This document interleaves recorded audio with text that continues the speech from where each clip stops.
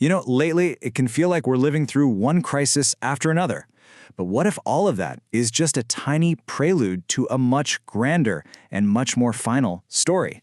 Well, today, we're going to zoom out. We're going on a journey far, far into the future to confront the ultimate fate of humanity, our planet, and yeah, the entire universe.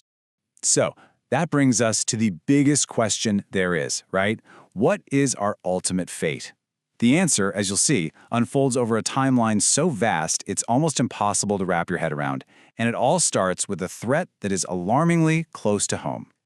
Our journey to the end of time, well, it doesn't begin billions of years from now. Nope, it starts much, much closer. Within our own lifetimes, actually, with a cosmic bullet that has a name, Apophis. So back in 2004, when astronomers first spotted this thing, their first calculation sent a massive shockwave through the scientific community. What they found was a 2.7% chance, that's a 1 in 37 shot, which is terrifyingly high, that it would slam into Earth on April 14, 2029. To give you an idea of what we were looking at, an impact from this 340-meter asteroid would release over 1,500 megatons of energy. That's not just big, that's more than 100,000 times the power of the atomic bomb dropped on Hiroshima. We're talking about a genuine civilization-altering event. Okay, so, deep breath, everyone. Fortunately, after a lot more observation, especially with new radar data in 2021, NASA was able to get a much better handle on Apophis's path. The risk for 2029, it's now been revised to pretty much zero, so we can all breathe a collective sigh of relief. But this was a huge wake-up call that our cosmic neighborhood isn't always a friendly place. And the story's not quite over. In 2029, Apophis is going to fly past us at a distance of just 32,000 kilometers. Now that is incredibly close, closer than some of our own communication satellites.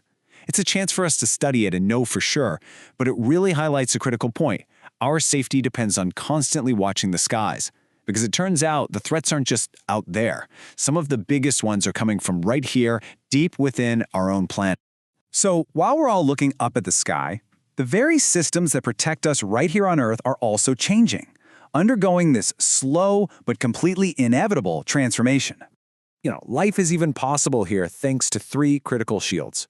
We've got the moon, which acts like our cosmic bodyguard, taking hits for us. We've got the atmosphere, which is like a thermal blanket that also happens to incinerate most small meteors. And then there's the invisible magnetic field, our shield against all kinds of nasty solar winds and cosmic rays. But here's the thing, these shields aren't permanent. In fact, get this, over the last 3,000 years, our planet's magnetic field has weakened by a staggering 30%. And this isn't just some random dip either. It's a clear sign of a massive geological process that's already underway. This weakening is actually a well-known prelude to something called a magnetic pole reversal. It's a totally natural cycle. It happens every few 100,000 years or so. But during that transition period, our shield against cosmic radiation will be at its absolute weakest, which could potentially cause chaos for power grids, knock out satellites, and expose all life on the surface to much higher levels of radiation. And at the same time, our lunar guardian is slowly abandoning its post. The moon is drifting away from us by about 4 centimeters every single year.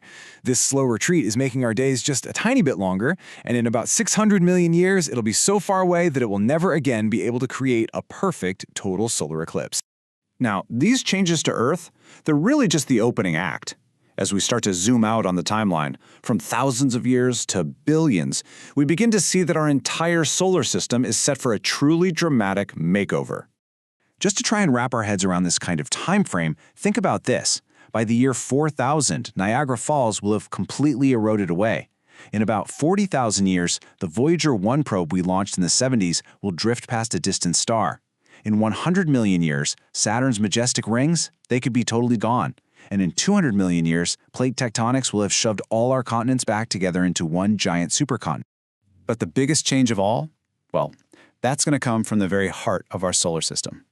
In about 4 billion years, our sun is going to run out of its main fuel. It will swell into a monstrous red giant, consuming Mercury, Venus, and yes, very likely our own planet.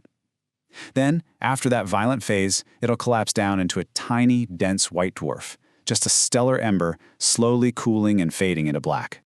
Now, as catastrophic as the death of our sun sounds, in the grand scheme of things, it's really just a local event. The universe itself has an even bigger, more final act in store. We now turn to the ultimate fate of, well, everything. About 1 billion years after our sun dies, our entire galactic home, the Milky Way, is scheduled for a cosmic collision. We are hurtling towards our largest neighbor, the Andromeda Galaxy, and a merger is absolutely inevitable. In fact, you could say it's already started. The faint outer halos of our two galaxies are literally beginning to touch right now. These two galaxies are racing towards each other at a blistering 110 kilometers per second.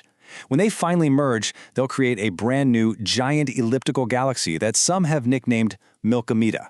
And this spectacular event will be one of the last great bursts of cosmic light in our little corner of the universe. You see, this merger, it also signals a kind of turning point, because the universe is running out of fuel. Scientists estimate that about 95% of all the stars that will ever exist in the universe have already been born. The great era of star formation, it's winding down. The universe is beginning its long, slow fade to black. 1 trillion years into the future, the very last of the stars will finally exhaust their fuel and flicker out. The age of starlight will be over. All that will be left of galaxies are these dark collections of stellar corpses, black holes, neutron stars, and cold, dead white dwarfs. And even the black holes, the ultimate monsters of the universe that we think of as eternal, they're not. Over unimaginable stretches of time, they will slowly leak their energy back into the void through something called Hawking radiation. They will literally evaporate, particle by particle, until there's nothing left. Eventually, the universe will reach a final, balanced state, what physicists call the heat death. All matter will have decayed, all energy will be spread so thin that nothing can ever happen again, the temperature will approach absolute zero. It will just be an eternity of cold, darkness, and profound silence. So, when you're confronted with this ultimate finality, where does that leave us? As the source material so beautifully puts it, in the face of total cosmic annihilation, our own worldly problems can start to feel almost trivial by comparison. But wait, is heat death the only possible ending? Well, not everyone thinks so. Some cosmological models, like one called the Big Bounce, propose a different path. In this version, the universe eventually stops expanding, collapses back in on itself, and reemerges in a new Big Bang, potentially repeating the whole cycle forever. And that leaves us with one final thought. Whether the universe ends in an eternal silence or is reborn in some new creation, one thing is certain. Our time, our world, our consciousness, it is all unbelievably brief and precious. So the ultimate question isn't really about the end of time, is it? It's about what we do with the time we have. If everything is fleeting, what truly gives it all meaning?